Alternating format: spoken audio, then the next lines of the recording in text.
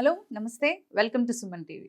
ప్రస్తుతం మనతో పాటు లేస్ academy director and aptitude expert Narasimha గారు ఉన్నారు. వీరితో ఈరోజు కొన్ని విషయాల గురించి మనం డిస్కస్ చేద్దాం.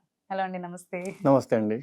యా, సో ఆప్టిట్యూడ్ ఎక్స్పర్ట్గా నేను ఒక బేసిక్ క్వశ్చన్ అయితే అడుగుతాను. అదేంటి అంటే, నార్మల్గా ప్రతి ఏ జాబ్కి వెళ్ళాలన్నా కానీ ఇప్పుడు చూసుకున్నట్లయితే ప్రతి జాబ్కి ఆప్టిట్యూడ్ టెస్ట్ ఈజ్ ఇంపార్టెంట్ అంటున్నారు. లైక్ ప్రైవేట్ చూసుకున్నా, గవర్నమెంట్ చూసుకున్నా, అండ్ బయటికి వెళ్ళి ఏదైనా వేరే జాబ్స్ చేసుకోవాలన్నా, అండ్ బయటికి వెళ్ళడానికి ఏదైనా కోర్సెస్ చేయాలన్నా కానీ ఆప్టిట్యూడ్ టెస్టెస్ అని అంటున్నారు. సో యాక్చువల్గా మాల్ జనాలకు అర్థం కానిది ఏంటి అంటే, అసలు ఈ టెస్ట్ ఎందుకంత ఇంపార్టెంట్ అండ్ ఎందుకు అది పెడతారు, అసలు ఆప్టిట్యూడ్ టెస్ట్ అనేది ఎందుకు పెడతారు అనేది. ఓకే, సో యాక్చువల్గా అయితే ఇది వెరీ వ్యాలిడ్ క్వశ్చన్. ఎందుకంటే మామూలుగా ఎప్పుడైనా ఒక కాలేజ్కి, ఇంజనీరింగ్ కాలేజ్ కానీ, డిగ్రీ కాలేజ్ కానీ వెళ్ళినప్పుడు స్టూడెంట్స్ నన్ను ఫస్ట్ అడిగే క్వశ్చన్, ఈవెన్ చాలా కాలేజ్ అడిగే క్వశ్చన్ కూడా, వీళ్ళు చదివే సబ్జెక్ట్ రిలేటెడ్ కాకుండా అసలు ఆప్టిట్యూడ్ మీద ఎందుకు టెస్ట్ చేస్తున్నారు. కొన్ని కంపెనీస్ అయితే ఆప్టిట్యూడ్ టెస్ట్ క్రాక్ చేయకపోతే they are not attending even technical exams also. So technical కన్నా ఆప్టిట్యూడ్ కే ఇంపార్టెన్స్ ఇస్తున్నారు. Not even public sector. మీరు అన్నట్టు if you wants to go to any MBA kind of thing also you have to take an aptitude test. So basic గా aptitude test ఎందుకు important అని తెలియాలంటే, first మనకు తెలియాల్సింది ఏంటంటే ఆప్టిట్యూడ్ అంటే ఏంటి. సో నార్మల్ గా నేను అదే క్వశ్చన్ అడుగుతాను పిల్లల్ని, మీరు ఆప్టిట్యూడ్ ఎందుకు ఇంపార్టెంట్ అని అడుగుతున్నారు కదా, మీరు అందరు ఆప్టిట్యూడ్ లో ట్రైన్ అవుతున్నారు అనుకుంటున్నారు కదా, సో మరి ఆప్టిట్యూడ్ అంటే ఏంటి అసలు అంటే రకరకాల ఆన్సర్స్ చెప్తారు. చాలా మంది బేసిక్ గా చెప్పే ఆన్సర్ ఆప్టిట్యూడ్ అంటే ఒక ఎగ్జామ్, ఒక ఎంట్రన్స్ టెస్ట్, లేదా ఆప్టిట్యూడ్ అంటే ప్రాబ్లమ్ సాల్వింగ్. ఒక ఎంట్రన్స్ టెస్ట్ అనుకుంటారు అంతే. ఆప్టిట్యూడ్ అనేది ఆప్టిట్యూడ్ మీద టెస్ట్ పెడుతున్నాం, ఆప్టిట్యూడ్ అంటేనే టెస్ట్ కాదు. సో ఇప్పుడు ఫిజిక్స్ అంటే ఏంటి అంటే, it's a collection of all theories and other things. Physics మీద మనం ఎగ్జామ్ రాస్తాం కదా, ఫిజిక్స్ అనేది ఎగ్జామ్ అయిపోతుంది. అలాగే అసలు ఆప్టిట్యూడ్ అంటే ఏంటి అని అర్థం కావాలంటే అసలు ఫస్ట్ ఆప్టిట్యూడ్ మన భాషలో అర్థం చేసుకుందాం. ఇప్పుడు ఏదైనా ఒక విషయం బాగా అర్థం చేసుకోవాలి అంటే మన తెలుగు దాన్ని ఏమని పిలుస్తాం అసలు. ఇప్పుడు ఇంటెలిజెన్స్ అంటే తెలివితేటలు, నాలెడ్జ్ అంటే జ్ఞానము, మరి ఆప్టిట్యూడ్ అంటే ఏంటి అని అడిగినప్పుడు సీరియస్ గా స్టూడెంట్స్ గూగుల్ తీసి ఆప్టిట్యూడ్ అని కొడతారు. అది తెలుగులో యోగ్యత అని ఇస్తుంది. కానీ యాక్చువల్ గా యోగ్యత అంటే ఇంగ్లీష్ ఎబిలిటీ. సో అదొక చిన్న ఎగ్జాంపుల్ ఏంటంటే, గూగుల్లో కూడా తప్ప ఆన్సర్లు ఉంటాయని. సో మరి ఆప్టిట్యూడ్ అంటే ఏంటి సార్ అని అడుగుతారు. సో ఒక చిన్న సింపుల్ లాజిక్ చెప్తానండి. ఆప్టిట్యూడ్ అంటే ఏంటో తెలియాలంటే, ఆప్టిట్యూడ్ కొన్న బేసిక్ మీనింగ్ చూస్తే ఇంగ్లీష్లో general ability of a person to do a task. ఒక పనిని సక్రమంగా చేయడానికి మనిషికి కావాల్సిన బేసిక్ ఎబిలిటీని ఆప్టిట్యూడ్ అంటాము అంటాడు. అంటే ఒక పని ఎప్పుడు, ఎక్కడ, ఎవరు, ఎంత మోతాదులో, ఎలాంటి విధంలో చేయాలో తెలిసిన వాడికి ఆప్టిట్యూడ్ ఉంది అంటాం. ఇదంతా కలిపి ఒక చిన్న విషయంలో చెప్పాలి అంటే, మనకు ఒకసారి మనం ఆలోచించుకుంటే, చిన్నప్పుడు మనం ఏదైనా ఒక చిన్న నాన్ సెన్స్ పని చేసామనుకోండి, ఇంట్లో పేరెంట్స్ తిట్టేవాళ్ళు. నువ్వు బీటెక్ చదువు అంటే, నేను బీటెక్ చదివాను, నువ్వు బీటెక్ చదువుతున్నావు, థర్డ్ ఇయర్ లో ఉన్నావు, ఇంత చదువుకున్నావు, ఇంత విచిత్రమైన నాన్ సెన్స్ పని చేస్తున్నావు, నీకు ఆ మాత్రం బుద్ధి లేదా అని తిట్టేవాళ్ళు. ఆ తెలివి లేదా అంటే ఓకే, తెలివి, బుద్ధి, జ్ఞానం లేదా అని తిట్టేవాళ్ళు.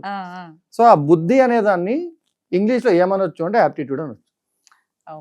సో కంపెనీ వాడు ఏమడుగుతున్నాడు అంటే, నీకు టెక్నికల్ నాలెడ్జ్ ఉందా, నీకు కావాల్సిన ఫిజిక్స్ నాలెడ్జ్ ఉందా, అంతా తర్వాత అసలు నీకు ఫస్ట్ బుద్ధి ఉందా, బుద్ధిమంతుడు నాకు కావాలి. ఓకే, సో నిజంగా బుద్ధి అనేవాడు ఉన్నప్పుడు మీకు వేరే వేరే వాటిలో కొంచెం జ్ఞానం అటు ఇటుగా తక్కువ ఉన్నా నువ్వు మళ్ళీ దాన్ని సంపాదించుకోవచ్చు. ఎలా వాడాలో అలా వాడుకోవచ్చు.